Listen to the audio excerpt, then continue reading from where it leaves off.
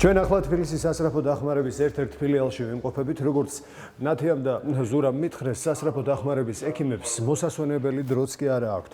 ხანდახან წყლის დალევაც კი პრობლემაა. ძილზე ხომ რა თქმა უნდა ლაპარაკიც ზედმეტია. რადგან დღის განმავლობაში, როგორც მე გავიგე, 2000-მდე ზარი შემოდის. ერთ-ერთი ასეთი შემთხვევა უნდა გითხრათ, მოქალაქემ ქუჩიდან განახორციელა ზარი. ალბათ გაინტერესებთ რა იყო ამ ზარის მიზეზი, ეს რა თქმა უნდა მეც მაინტერესებს და მოდით ერთად გავიგოთ თუ რამ განაპირობა ქუჩიდან განხორციელებული ზარი.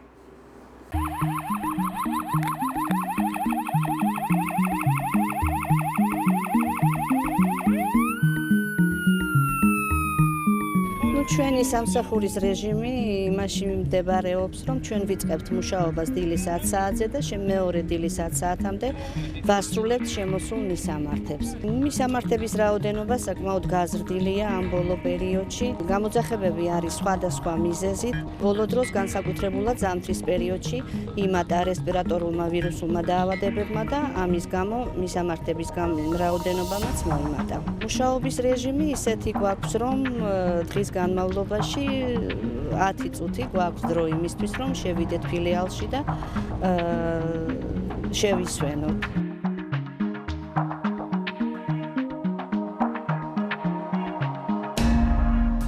დღე-ღამის განმავლობაში სასწრაფო სამედიცინო ბრიგადებს უწევთ 2000-დან მეტი გამოძახების შესრულება. ძირითადი რაოდენობა ამ გამოძახებების მიეკუთვნება არამიზნობრივ გამოძახებებს, ანუ 70-80% და შეიძლება უფრო მეტიც. არამიზნობრივ გამოძახებებში ვგულისხმობ იმას, რომ შეიძლება მოქალაქემ გამოიძახოს სასწრაფო მხოლოდ იმიტომ, რომ წნევის გადამოწმება უნდა, ან არ ეძინება, შესაბამისად საფრთხე ექმნება იმ გამოძახებებს, რომლებსაც რეალური დატვირთვა, ან რეალური სასწრაფო გადაუდებელი დახმარება სჭირდება. ამიტომ მოვუწოდებ საზოგადოებას იყვნენ უფრო ლოიალურნი, გაუფრთხილდნენ სხვის ჯანმრთელობასაც, იფიქრონ სხვაზეც და გამოიძახონ მიზნობრივად და გონივრულად ჩვენი სამსახური.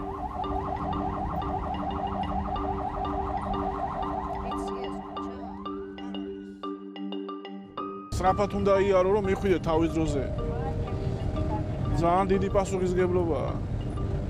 ზოგი არის, რომ სიმციმასო დაინახავს, უკვე ეგრევე გადადის, დაჟე საყვირიც არ არის საჭირო. არიან ეგეთი ზღოლებიც. ზოგი არის, რომ სანამ არ მიადგები და უსილენებ, მაშინ მე გვიან გადადის. ეს იმის ბრალი კი არ არის, რომ არ გადადის კი არა. უბრალოდ ყურადღებით არ არის, რომ სარგეში არ იყურებიან და არ გადადიან.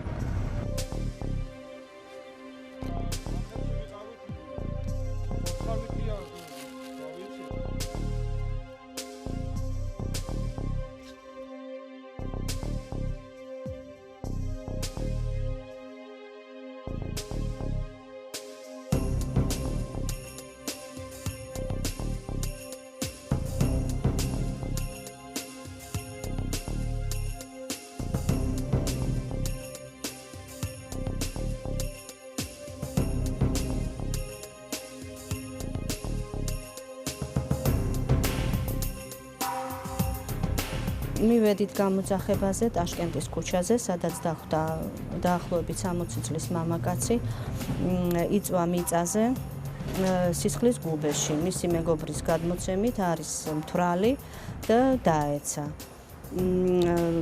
შუბლზე აღინიშნება დიდი ზომის ნაკვეთი ჭრილობა, სისხლდენი ჭრილობა. ადგილზე გაუწიეთ პირველადი დახმარება, ვინაიდან სავარაუდო იყო ინტრაკრანიალური ტრავმა, დავადეთ კისრის საყელო, დამწოლი ნახვევი სისხლდენ ჭრილობაზე, ჩაუდგით ვენის კათეტერი და შემდგომი დაკვირვებისთვის და მკურნალობისთვის გადავიყვანეთ კლინიკაში.